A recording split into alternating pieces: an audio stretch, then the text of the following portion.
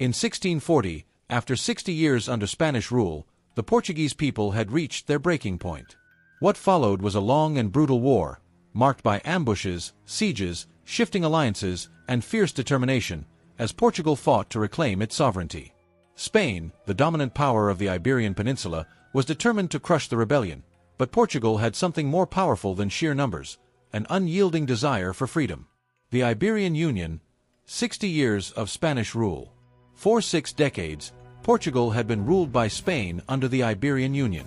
In 1580, after the death of King Henry of Portugal without an heir, the Spanish Habsburgs seized the opportunity to annex Portugal. King Philip II of Spain took the Portuguese throne, promising to respect its autonomy. However, over the years, that autonomy eroded. The Spanish kings raised taxes, restricted Portuguese trade, and neglected Portugal's overseas empire in favor of their own wars in Europe. By the early 17th century, Spain's ambitions had become clear. Portugal was to be fully absorbed into the Spanish monarchy. This was unacceptable to the Portuguese nobility, merchants, and commoners alike. Resistance grew in secret, but it was only a matter of time before it erupted into open rebellion. The spark of rebellion, December 1, 1640. The turning point came on December 1, 1640, when a group of Portuguese nobles, known as the 40 Conspirators, stormed the royal palace in Lisbon. They captured and executed the Spanish governor, the Duchess of Mantua, and declared John, Duke of Braganza, as King John IV of Portugal. With this bold move, the War of Portuguese Restoration had begun. The early struggles, a war against a superpower. Spain, led by King Philip IV, was outraged by the rebellion and swiftly mobilized troops to crush it. The Spanish monarchy was vast, controlling territories across Europe and the Americas, making Portugal's fight seem hopeless. However, Portugal had key advantages. Defensive geography. Portugal's mountainous terrain and fortified cities made it difficult for large Spanish armies to advance. International support. Rivals of Spain, particularly France, England, and the Dutch Republic, saw an opportunity to weaken the Spanish Empire. National morale. Unlike Spain's overstretched forces, Portugal's soldiers were fighting for their homeland and independence.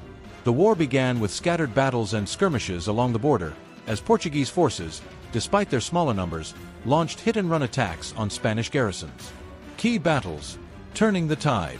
The first major Portuguese victory came in 1644 at the Battle of Montijo, where a Portuguese force defeated a larger Spanish army, proving that Spain was not invincible. In the following years, Spain launched several invasions, but Portuguese forces held firm.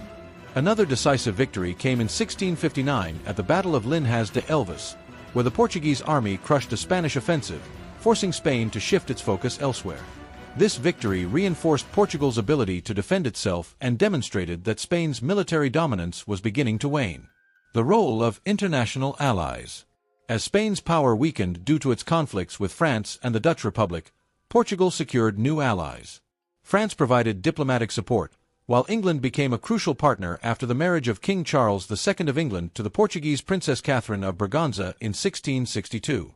This marriage solidified a military alliance between Portugal and England, ensuring Portugal received reinforcements and supplies. The decisive years. Victory at last.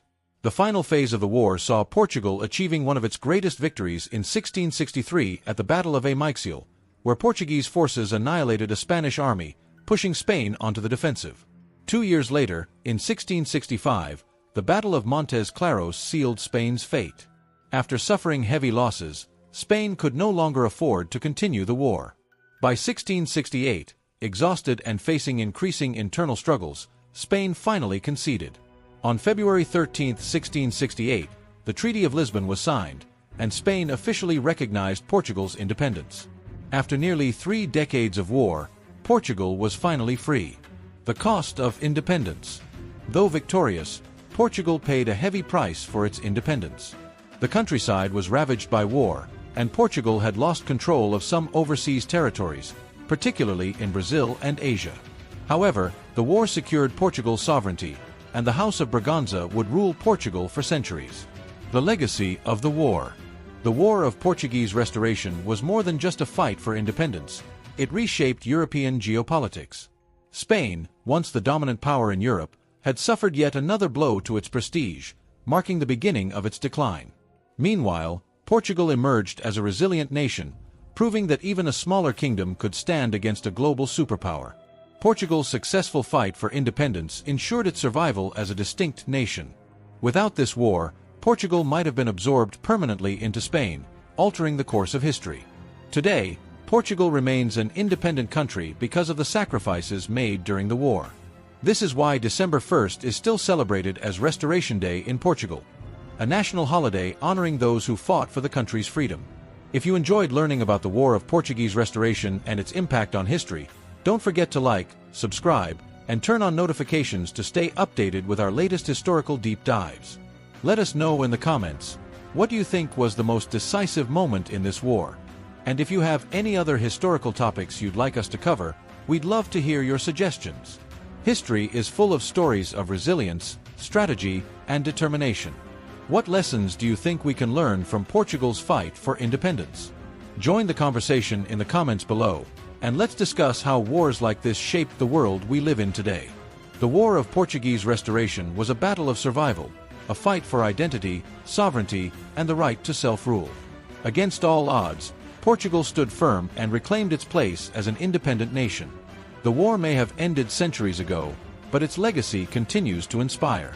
Portugal's fight for independence reminds us that no empire is too powerful to challenge and that freedom, once lost, is worth every sacrifice to reclaim.